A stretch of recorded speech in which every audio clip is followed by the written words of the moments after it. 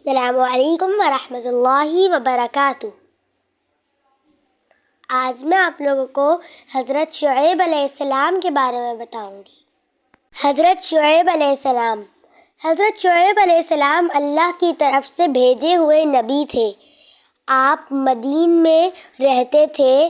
مدین کے بارے میں فرمایا گیا ہے کہ حضرت ابراہیم علیہ السلام کے ایک صاحبزادے جن کا نام مدیان تھا، ان کی اولاد اس شہر میں آباد ہو گئی، اس لیے اسے مدین کہا گیا۔ آپ بھیڑ بکریاں پالتے اور انہیں بیچ کر روزی کماتے تھے۔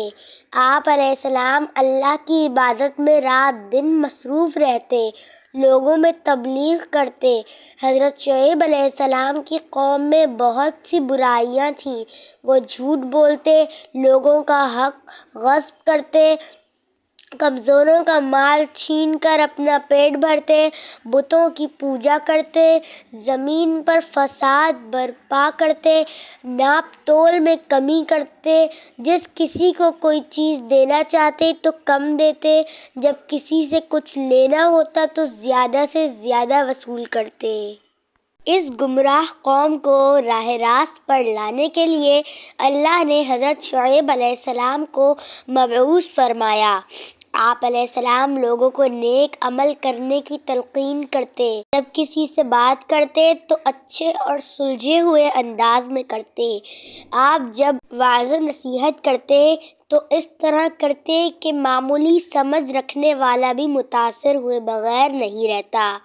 آپ فرماتے کہ جب کسی لین دین کرو تو معاملہ صاف رکھو، انصاف سے کام لو، لوگوں کا دل نہ دکھاؤ، نہ کمزوروں پر ظلم کرو۔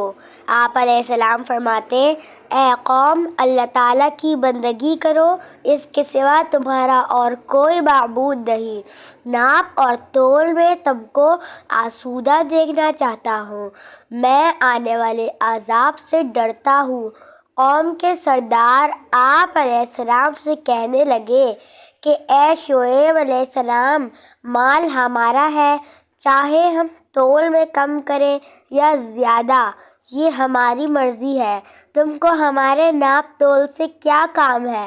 تم ہمارے معاملے میں کیوں دخل دیتے ہو؟ ہم جو کچھ کرتے ہیں یہ تو ہماری تجارت ہے۔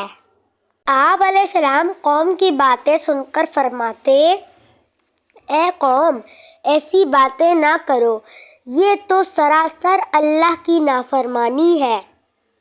تم نے اللہ کی نافرمان قوموں کا حال تو سنا ہوگا کہ کس طرح ان پر اللہ کا عذاب نازل ہوا۔ قوم ہود، قوم نوح، قوم صالح، قوم لوط کا گزرا ہوا زمانہ ہم سے دور نہیں ہے۔ یہ بات ہم سب جانتے ہیں کہ یہ قومیں کس طرح برباد ہوئیں۔ ان باتوں کا جواب دو، کیا ان قوموں نے سچائی کو نہیں ٹھکرایا تھا؟ کیا ان پر اللہ کا عذاب نہیں آیا تھا؟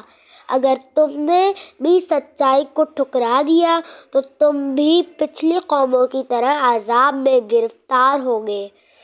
اگر تم یہ چاہتے ہو کہ تم پر اللہ کی رحمت ہو تو تم لوگ پروردگار کی طرف رجوع کرو، اپنے گناہوں کی معافی طلب کرو، بے شک میرا رب بہت مہربان اور محبت والا ہے۔